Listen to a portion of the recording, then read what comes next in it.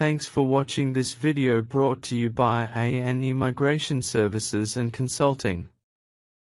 Please ensure that you watch this video at high resolution for best video quality, as we are going to walk through the application process and the eligibility criteria in applying for your first subclass 417 working holiday visa. This visa lets people 18 to 30 years old, or 35 years old for some countries, have their first extended holiday in Australia and work here to help fund their trip. This program is to encourage cultural exchange and closer ties between arrangement countries by allowing young persons to have an extended holiday supplemented by short-term employment, with special focus on regional Australia. The content in this video is for reference only and intended for applicants who want to apply for their first subclass 417 working holiday visas on or from the 12th of April 2024. Please refer to another video if you want to extend your existing subclass 417 working holiday visa. Please seek professional advice about the content in this video. Many hours of work have been spent on depicting the complex legislative requirements in full for this visa in a format that visa applicants can follow and understand easily and visually. Please like and share this video and subscribe to our channel. Let us be part of your journey in Australia and support you throughout this journey. Let's start. The red lines in this flow chart are answers no to the question in a decision step. Please commence from start at the top, answer the question in each decision step and follow the direction of the arrows to guide yourself through the detailed application process and eligibility criteria. There are 2 steps in applying for this visa. The first step is to submit a valid visa application. There are limited circumstances in which you can submit a paper application. If you are authorized to submit a paper application, please ensure that you follow strictly the instructions from the authorizing email sent by the department. If you submit a paper application and you do not have a dependent child, an $80 non-internet application charge is also payable. You need to lodge an internet application using Form 1150. The visa application charge is $635 as of the 12th of April 2024. If you have previously been in Australia on a 462 work and holiday visa, you cannot make a valid application for this visa. You must apply your first subclass 417 working holiday visa outside Australia. You must hold a valid passport issued by one of the specified countries or region.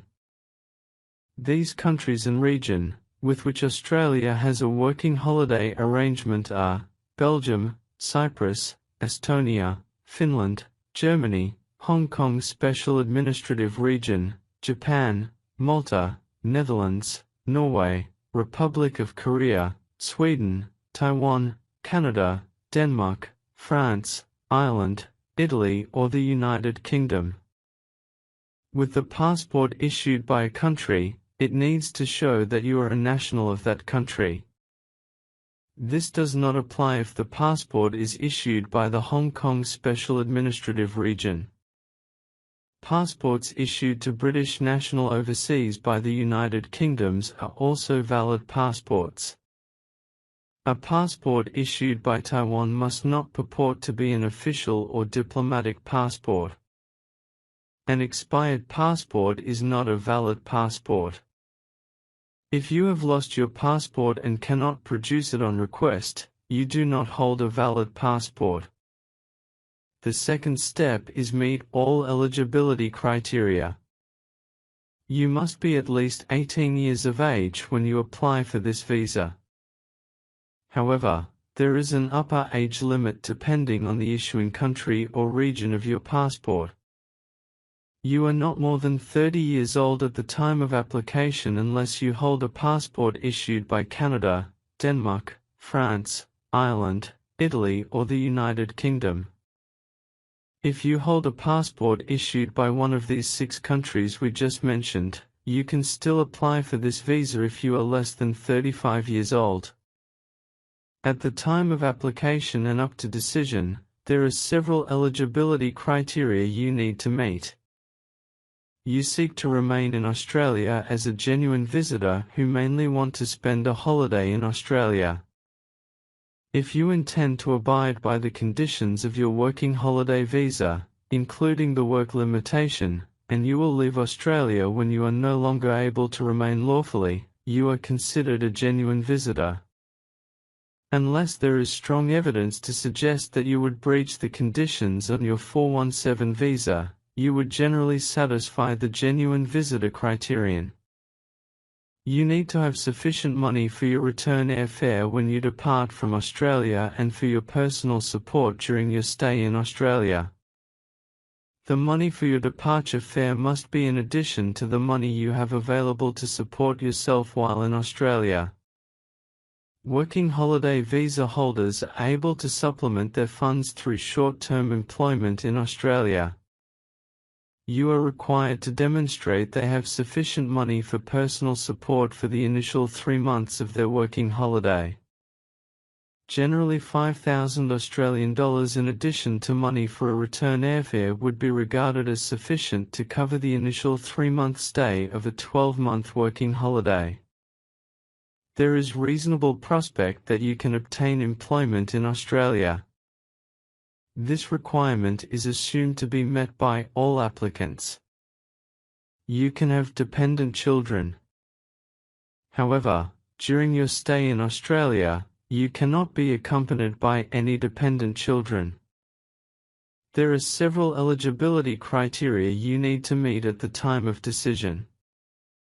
These criteria include public interest criteria including the character and health requirements.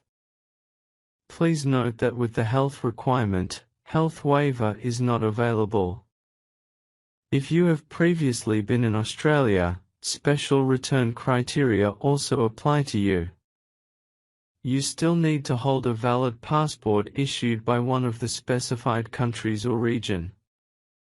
The department must be satisfied that you intend to comply with any visa conditions for the visa you are applying for. If you are a foreign affairs student or recipient, you need to have the support of the foreign minister in your country or region for the grant of this visa. This requirement can be waived if the grant of your visa is justified by compelling circumstances that affect the interests of Australia, or there are compassionate or compelling circumstances that affect the interests of an Australian citizen, Australian permanent resident, or eligible New Zealand citizen. Thanks for walking through the application process and the eligibility criteria with us.